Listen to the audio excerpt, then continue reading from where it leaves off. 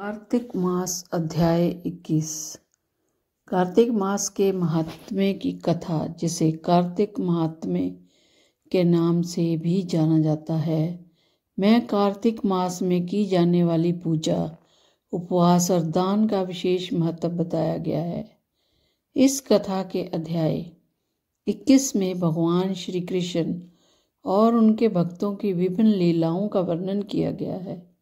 कथा में इस मास में जलाशय में स्नान, तुलसी पूजन, दीप दान आदि के महत्व पर बल दिया गया है। अध्याय 21 में भगवान श्री कृष्ण और तुलसी देवी का विशेष महात्म्य है। यहाँ बताया गया है कि कार्तिक मास में जो भक्त तुलसी की पूजा करते हैं उन्हें विशेष पुण्य लाभ मिलता है। कार्तिक मास में गंगा, यमुना, सरस्वती आदि पवित्र नदियों में स्नान करने का महत्व बताया गया है। इस कथा में भगवान विष्णु और उनके अवतार श्री कृष्ण की महिमा का भी उल्लेख है। कथा का उद्देश्य भक्तों को धर्म और भक्ति पथ पर प्रेरित करना है। तुलसी पूजन का कार्तिक मास में अत्यधिक महत्व है। कथा के अनुसार तुलसी जी भगवान विष्णु की प्रिय है और जो भक्त इस मास में तुलसी की पूजा करते हैं उन्हें भगवान विष्णु का विशेष आशीर्वाद प्राप्त होता है। तुलसी पूजन करने से व्यक्ति के पाप नष्ट होते हैं और उसे मोक्ष की प्राप्ति होती है। कार्तिक मास में हर दिन तुलसी पर जल चढ़ाने से घर में सुख समृद्धि आती है, भगवान विष्णु की कृपा बनी रहती है। अध्याय 21 में स्नान और दीपदान का भी विशेष महत्व बताया गया है। विशेष रूप से कार्तिक मास में गंगा, यमुना, सरस्वती आदि पवित्र नदियों में स्नान करना अत्यंत पुण्यदायी और पुण्यकारी होता है।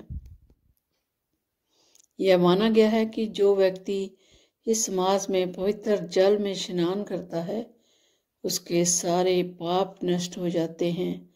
साथ ही दीप दान करने से व्यक्ति को कई जन्मों तक सुख समृद्धि का आशीर्वाद मिलता है।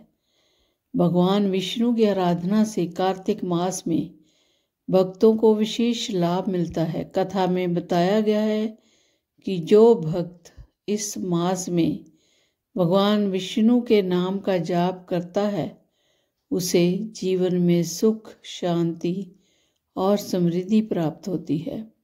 कार्तिक मास में श्रीमद् भगवत कथा का पाठ और श्रवण भी महत्वपूर्ण माना गया है।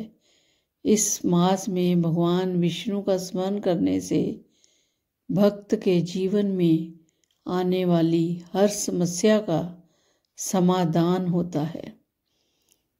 कथा के अंत में भक्तों को उपदेश दिया जाता है कि कार्तिक मास में धार्मिक कार्यों में अधिक समय देना चाहिए और भगवान की भक्ति में लीन रहना चाहिए।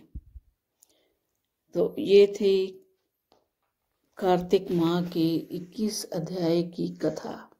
कार्तिक मास की पौराणिक कथा के अनुसार प्राचीन समय की बात है। हिमालय की गोद में स्थित एक पवित्र गांव था जिसमें बहुत से साधु संत और भक्त लोग रहते थे। उस गांव के लोग ईश्वर के प्रति गहरी आस्था रखते थे और हर साल कार्तिक मास में नियम पूर्वक व्रत, स्नान और पूजा अर्चना करते थे। गांव में एक युवा व्यक्ति था जिसका नाम था हरीश। हरीश के माता पिता का देहांत बचपन में हो गया था और वह अपने जीवन में सुख और शांति के लिए प्रयासरत रहता था, परंतु उसे हमेशा गरीबी और दुख का सामना करना पड़ता था। अपने कठिन जीवन में निराश होकर हरीश ने एक दिन गांव के प्रमुख संत बाबा देवदत्त से जाकर कहा, बाबा, मैं अब जीवन में बहुत संघर्ष किया है परंतु सुख शांति नहीं मिलती। कृपया मुझे कोई ऐसा उपाय बताएं जिससे मेरे जीवन में खुशियाँ लौट आए। बाबा देवदत्त ने मुस्कुराते हुए कहा, वत्स, कार्तिक मास आ रहा है जो भगवान विष्णु का प्रिय महीना है। इस माह में नियमपूर्वक व्रत करने और पवित्र नदियों में स्नान करने और भगवान की पूजा अर्चना करने से हर मनोकामना पूर्ण होती है।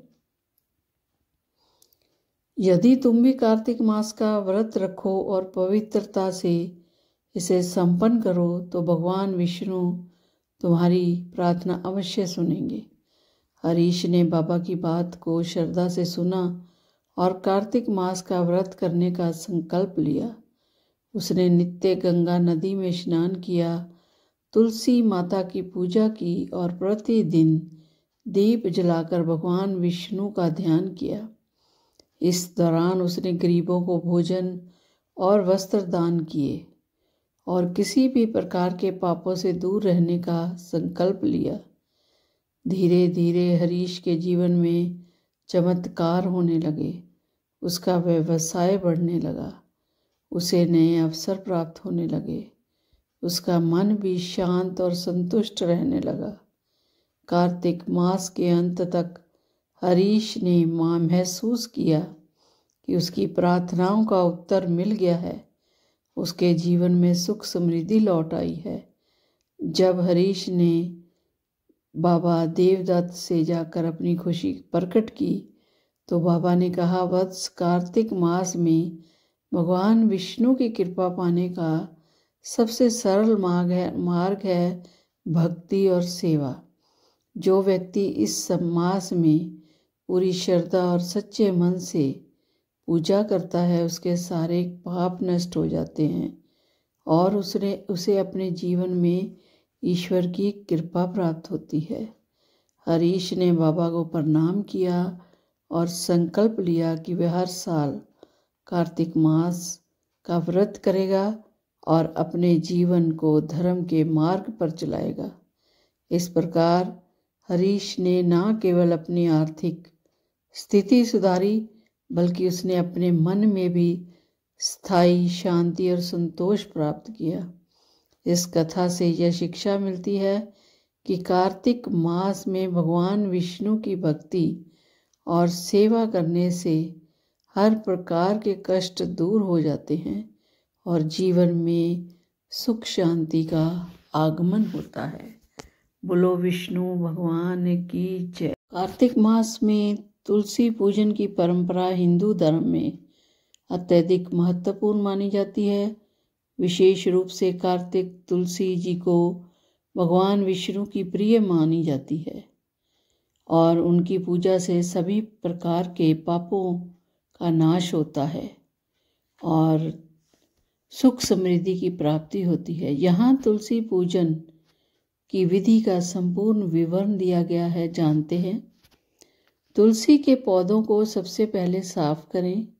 सबसे पहले तुलसी के पौधे के आसपास की जगह को साफ और पवित्र करें। इसे पानी से धोकर सजाएं और वहाँ की गंदगी को हटाएं और तुलसी के गमले को धूप और धूल से मुक्त करें। तुलसी पर जल अर्पित करें। शुद्ध जल लें और तुलसी जी के पौधे को अर्पित करें।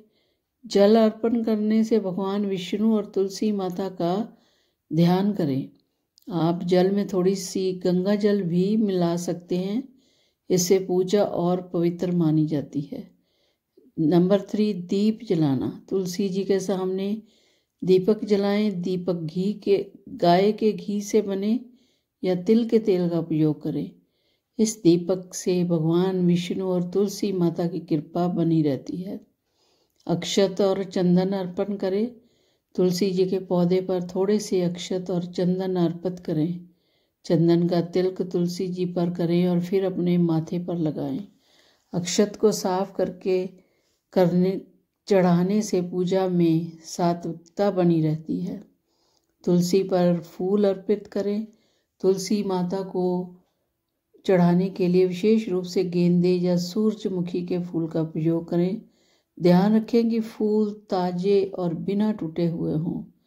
तुलसी पर कोई भी कांटे वाला फूल जैसे गुलाब नहीं चढ़ाना चाहिए। धूप और अगरबत्ती करें। धूप या अगरबत्ती जलाकर तुलसी जी की आरती करें। धूप की खुशबू से वातावरण पवित्र होता है।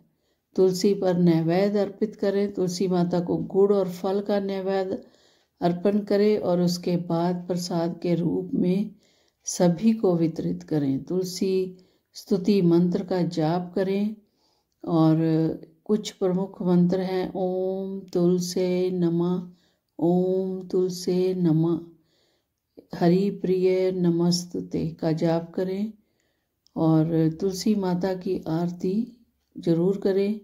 तुलसी माता की आरती करें और उसका पूजा का समापन होगा। आरती करते समय सभी परिवारजन मिलकर गायन करें और भगवान विष्णु एवं तुलसी माता का ध्यान करें। संकल्प लें कि तुलसी पूजन करते समय मन में यह संकल्प करें कि आप ईश्वर की भक्ति और धर्म के मार्ग पर चलने का प्रयास करेंगे। कार्तिक मास में तुलसी जी का पूजन नित्य करना चाहिए और तुलसी जी के पत्ते भगवान विष्णु को अर्पण करें। तुलसी पूजा में सबसे महत्वपूर्ण है श्रद्धा।